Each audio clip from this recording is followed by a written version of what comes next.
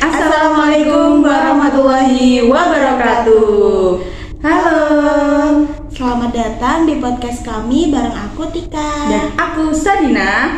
Jadi di sini kita akan menggali atau membahas mengenai usul fikih. Karena kan nggak semuanya ya yang mempelajari usul fikih itu. Jadi kita mau memberitahu kalian atau men-sharing-sharing tentang apa itu usul fikih. Nah, menurut kamu usul fikih itu gimana sih?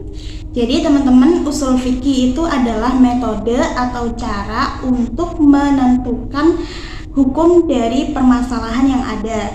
Biasanya hukumnya itu belum tahu atau tidak ada permasalahan yang sama kayak dengan di masa lalu. Jadi dulu di zaman Nabi kan para sahabat itu kayak langsung nanya gitu kan ke Nabi. Nah kalau sekarang apalagi orang-orang awam itu kayak belajar langsung dari Al-Quran, dari hadis itu nggak bisa sembarangan, jadi harus tanya nih ke ahlinya kayak gitu. Jadi aku ulangi lagi bahwasannya usul fikih itu adalah jalan, cara atau metode untuk menentukan sebuah hukum dari permasalahan yang belum ada hukumnya kayak gitu. Oke, terus kalau bagi orang awam itu ya, apa boleh sih menentukan hukum sendiri? Seperti yang aku bilang tadi, kalau nggak sembarangan orang itu boleh menentukan hukum sendiri. Karena dalam usul fikih itu ada konsep yang namanya ijtihad. Mungkin kamu tahu apa itu ijtihad? Kalau menurut aku ya, ijtihad itu kayak bagaimana untuk menetapkan hukum Islam terhadap suatu persoalan yang memang belum pasti kayak gimana ya, hukumnya belum jelas gitu loh. Jadi ijtihad itu bagaimana cara untuk menentukan hukum yang jelas gitu. Terus kalau di ijtihad itu juga itu tuh memiliki kayak ijtihad sendiri itu memiliki konsep-konsep atau dan syarat-syarat dalam menentukan hukum. Nah, yang pertama kita itu harus memahami tentang bagaimana isi Al-Quran, harus memahami tentang hadis-hadis, terus bahasa Arabnya, terus kayak kaidah usul fikih itu sendiri, dan mungkin sampai kita itu harus bisa memahami kondisi di masyarakat gitu. Karena kalau di masyarakat itu mungkin ya ada suatu masalah atau suatu kayak kendala gitu, jadi kita itu bisa menentukan hukum sesuai dengan dalil atau yang sudah ditetapkan tadi. Jadi nggak menentukan hukum sendiri gitu. Lebih baik nanya ke ahlinya ya. Betul banget. Apalagi kalau di masyarakat itu kan ada kayak orang yang lebih tua, orang yang lebih tahu, atau orang yang udah berpengalaman dalam di bidang hukum, itu kita bisa bertanya-tanya. Biasanya di desa-desa itu ada kayak orang yang udah sepuh-sepuh gitu loh, kiai-kiai desa itu biasanya malah lebih tahu. Ya, betul gimana banget. cara menghukumi mungkin permasalahan-permasalahan yang sebelumnya tuh belum ada kayak gitu. Betul. Terus Contohnya nggak sih? ya kayak contoh. Contohnya kayak itu loh yang kloset, tahu nggak? Wadah makanan. Iya, betul banget. Yang bentuknya tuh kayak kloset. Terus kan dalamnya itu kan kayak makanannya itu menyerupai kotoran ya, mohon maaf. Itu kayak menurut kamu itu kalau buat dikonsumsi itu hukumnya gimana sih? Kayak kan ada yang masa makanan dibentuk gini emang nggak menjijikkan gitu. Kan banyak orang juga berspekulasi. Ya. Itu kan biasanya ada kayak, oh nggak apa-apa ya, aku makan ini kan karena buat coba-coba aja, mungkin ini kan makanannya menarik gitu kan. Terus ada juga yang kayak, kok makanan kayak itu kok dimakan sih gitu kan. Menurut kamu gimana hukumnya? Kalau hukum secara kayak secara agama itu kan makanan itu kan harus yang halal, Betul. baik, terus juga penyajiannya tuh bagus, halal dan baik gitu loh intinya ya. Iya. Terus kalau dari segi penyajiannya aja itu udah mungkin nggak menarik atau menjijikkan, itu kan juga nanti akan mengurangi selera atau nafsu makan. Jadi alangkah lebih baiknya kalau menurut aku disajikan dengan penyajian yang wajar, dengan alat-alat yang bagus kayak piring kan yang bagus-bagus banyak ya, dan Iya, banyak banget. makanannya akan terlihat higienis, bersih, dan yang pasti harus halal kayak Betul gitu. banget. Jadi kita juga sebagai umat muslim itu ya yang normal-normal aja lah ya untuk Iya. bagaimana kita mengonsumsi makanan, memilih-milih makanan, juga memilih tempatnya juga gitu sih. Iya, betul. Terus mungkin kayak ada dalilnya nggak sih buat kayak seperti hukum-hukum gitu? Jadi dari usul fikih itu sendiri ada beberapa kaidah-kaidah. Jadi dalil-dalil itu tadi yang berbunyi di dalam kaidah-kaidah usul fikih. Nah, salah satunya tuh ada taghayyurul ahkami bitaghayyuril a'rafi, yang artinya yaitu hukum bisa berubah sesuai perkembangan adat atau kebiasaan masyarakat. Nah, contohnya tuh ada jual beli, Mbak Sadina. Oke. Kalau dulu kan kayak tradisional, masih barter kayak gitu kan. Kalau sekarang udah mulai online, ada pinjaman online juga. Kita bisa order di daerah yang jauh walaupun rumah kita mungkin di pelosok. Itu Iya. masih ada kayak, jadinya bisa membuka lapangan pekerjaan baru. Kayak sekarang kan ada kurir kayak Iya, gitu betul banget. kan, bisa nganterin langsung ke rumah kita walaupun tokonya jauh kayak gitu. Iya sih. Sekarang lebih mudah banget karena adanya aplikasi dan teknologi yang semakin pesat ya kemajuannya, sampai kita tuh bisa diem di rumah aja udah makanan bisa dateng gitu ya. Iya. Kita tinggal order lewat handphone aja. Tinggal klik. Betul banget. Terus ada dalil juga nih. Nah, kan tadi kita ngomongin hukum ya. Terus ada dalil juga yaitu yang berbunyi al aslu fil asya'i il ibahati, yang artinya yaitu hukum asal segala sesuatu adalah boleh sampai ada dalil yang melarangnya. Jadi kayak kalau kita contohnya tadi makanan-makanan yang seperti itu kan ya nggak apa-apa kan ya, tapi kan karena wadahnya dan makanannya itu seperti itu ya kita kan lagi mikir-mikir lagi, meskipun itu bukan makanan atau minuman haram ya, tapi kita kan juga harusnya kayak bisa memilah lah.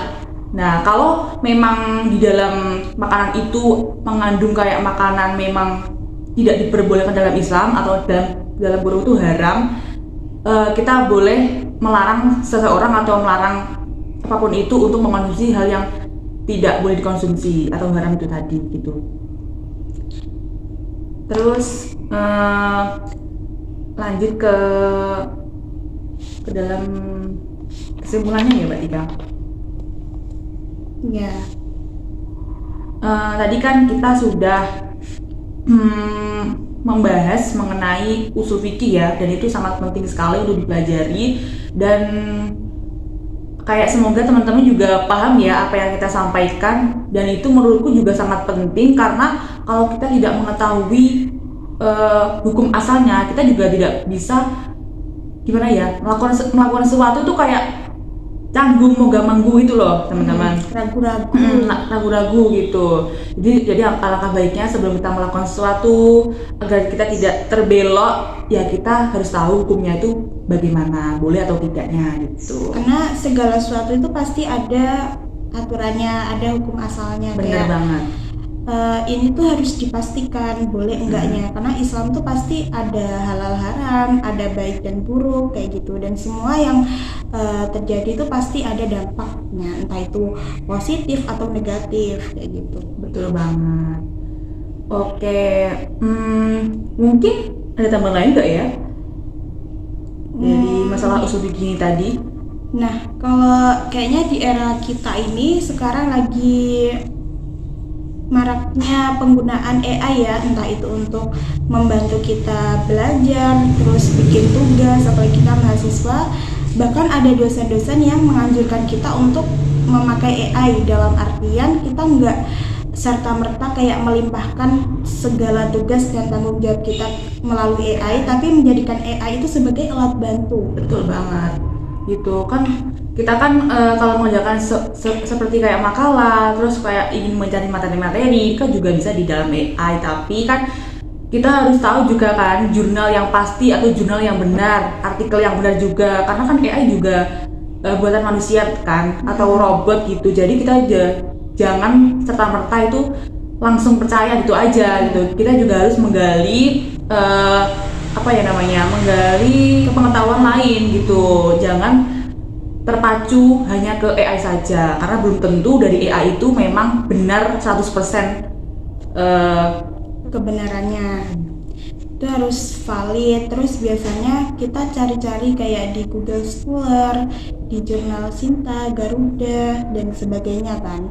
Nah itu untuk apa? Biar tulisan kita atau tugas kita itu bisa dipertanggungjawabkan. Karena ilmu itu kan pasti bakalan berkembang dan harus diakui ini nih dari mana asalnya, kenapa kok bisa kayak gini, kayak gitu. Mungkin itu sih yang sangat penting ya di era modern saat ini. Kalau dari kesimpulan tadi kan kayak kita tuh harus bener-bener pinter memilah, terus kita juga harus bener-bener bisa pokoknya nggak sembarangan dalam memilih sesuatu atau dalam mengonsumsi sesuatu gitu. Karena ini kita akan membicarakan tentang hukum, dan dalam Islam tuh menurutku hukum itu sangat penting sih, karena kita tuh mempercayai akan haram dan halalnya segala sesuatu, baik maupun dari makanan, baik dari perbuatan, itu juga penting banget sih untuk diperhatikan. Tapi dari banyaknya hukum tuh ya, menurut aku justru nggak mempersulit kita sih sebagai umat muslim ya. Betul banget. Kalau kita lagi perjalanan jauh, kita sebagai musafir, kita dapat keringanan untuk mengqadha sholat, atau mungkin itu loh yang menggabungkan itu loh jamak takdim, jamak takhir, kayak gitu kan ada. Terus juga kalau misalkan kita kepepet di daerah yang mungkin nggak ada makanan halal di situ, benar-benar sama sekali nggak ada, nah mungkin kita bisa ya dengan terpaksa kita makan sesuatu yang haram, dalam artian kalau kita nggak makan kita akan mati gitu. Jadi Islam itu sebenarnya fleksibel, bisa disesuaikan dengan kondisi atau juga perkembangan zaman, dan semua masalah itu pasti ada solusinya. Betul banget. Meskipun kita dalam keadaan yang sangat terhimpit, sangat terdesak sekali, itu kita mesti ada jalan keluar. Meskipun itu memang tadi yang sudah dikatakan Mbak Tika, kalau kita pada saat tersesat atau saat gimana, terus kita harus mengonsumsi apa, dan di situ cuma ada makanan haram, nggak apa-apa dikonsumsi. Kan yang dipentingkan kayak keselamatan kita, terus kita tuh bagaimana, itu boleh kita mengonsumsi makanan yang tidak halal gitu. Tapi secukupnya, terus dalam keadaan darurat, nggak boleh ya sengaja, kayak misal di sekitar kita ini kan masih banyak ya makanan yang halal, kayak misal kopi, teh, itu kan juga enak, terus udah pasti halal gitu loh. Maksudnya nggak usah aneh-aneh nyoba-nyoba yang kayak B2, terus nyoba-nyoba kodok, itu kan kayak udahlah, nggak usah coba-coba yang emang sudah jelas-jelas dilarang dalam Al-Quran, kayak gitu. Bener banget, sumpah seru banget ya pembahasannya ini mengenai hukum, terus kayak kita bisa menyeluruh sampai ke tadi contohnya ke makanan yang tempatnya dari kloset, terus kita membahas tentang kayak baik halal haramnya di suatu makanan gitu. Kayaknya sih menarik sih buat dipraktekin kalau teman-teman memang belum kurang pengetahuannya mengenai keharaman atau kehalalan segala sesuatu gitu. Terus ini udah berapa menit? Udah panjang banget ya podcast kita ya. Sebenarnya kalau mau bahas soal hukum, soal Islam, usul fikih, itu tuh nggak banyak banget. Banyak sekali lingkup pembahasannya, dan mungkin nanti harus ada sumber-sumber yang pasti harus diperjelas. Nah, kita berdua kan juga masih belajar, jadi mungkin dalam secara kita menjelaskan atau mungkin ada bahasa-bahasa yang mungkin kurang dimengerti gitu. Nanti teman-teman boleh menambahi di kolom komentar atau mungkin memberi masukan, terus membenarkan ini tuh aslinya kayak gitu Mbak, tulisannya begini atau mungkin dalilnya begini gitu, boleh ya. Boleh banget, sumpah. Karena Karena kita kan di sini kan juga belajar bareng Iya, gitu kan. betul. Kita juga mencari pengetahuan, mencari ilmu bareng-bareng. Jadi gak apa teman-teman boleh bisa berkomentar gitu. Ya, betul. Boleh juga di-share sebanyak-banyaknya biar kita tahu apa nih yang harus kita perbaiki untuk mungkin ada video kedepannya gitu. Oke, baik. Langsung aja ya Mbak Tika, dari pembahasan tadi kita tuh jadi sadar kalau usul fikih itu ternyata bukan cuma ada dalam teori atau pelajaran di dalam kelas aja gitu. Jadi karena usul fikih itu penting juga untuk membantu kita memahami bagaimana hukum Islam itu ditentukan, terutama dalam menghadapi masalah-masalah baru yang terus muncul di zaman sekarang. Oke, jadi kan bukan cuma halal dan haram, tapi juga tentang cara berpikir dalam Islam itu bagaimana gitu. Iya, betul. Usul fikih itu juga ngajarin kita supaya kita nggak sembarangan dalam menghukumi sesuatu. Terus kita bisa lebih hati-hati dalam berpendapat. Terus juga memahami bahwa menentukan hukum itu perlu ilmu, dalil, dan pertimbangan yang matang. Intinya jangan asal-asalan. Betul banget, apalagi kan sekarang perkembangan teknologi dan sosial kan cepet banget ya. Mulai dari AI, transaksi digital, sampai gaya hidup modern itu semuanya butuh pemahaman hukum yang sangat relevan, karena itu penting banget. Nah, karena itu usul fikih itu penting kita pelajari. Biar apa? Biar kita bisa melihat bahwasanya Islam itu bisa tetap relevan di setiap zaman tanpa meninggalkan nilai-nilai syariat Islam. Oke, dan yang paling penting kita kan jadi belajar untuk lebih bijak, lebih terbuka, dan tidak mudah menghakimi segala sesuatu yang tanpa dasar ilmu gitu. Betul banget. Oke, seru juga ya ternyata pembahasan usul fikih kalau dikaitkan sama kehidupan sehari-hari dan masalah modern sekarang. Ya, seru banget. Sebenarnya kita kalau mau bahas lebih lanjut tuh bisa, cuma durasi terus juga mungkin nanti penyimpanan kita agak kurang bisa bekerja sama ya. Iya, betul banget. Dan dari sini juga kita belajar supaya kita tuh nggak gampang asal menghukumi segala sesuatu yang tanpa ilmu dan dasar yang jelas gitu. Ya. Karena dalam Islam itu juga menentukan hukum itu harus ada prosesnya dan yang pasti harus bisa dipertanggungjawabkan. Karena ini pasti menyangkut umat gitu loh, banyak orang, nggak cuma 1-2 pihak aja. Oke, mungkin cukup sampai di sini saja ya podcast kita pada video kali ini. Terima kasih buat teman-teman yang udah mendengarkan, terus udah menyimak juga video kami. Terus semoga pembahasan kali ini bermanfaat dan bisa menambah wawasan kita semuanya tentang pentingnya usul fikih di kehidupan yang di era modern saat ini. Oke teman-teman, udah cukup sekian dari kami berdua. Aku Tika dan aku Sadina. Kita pamit undur diri, sampai jumpa di kesempatan berikutnya. Wassalamualaikum warahmatullahi wabarakatuh.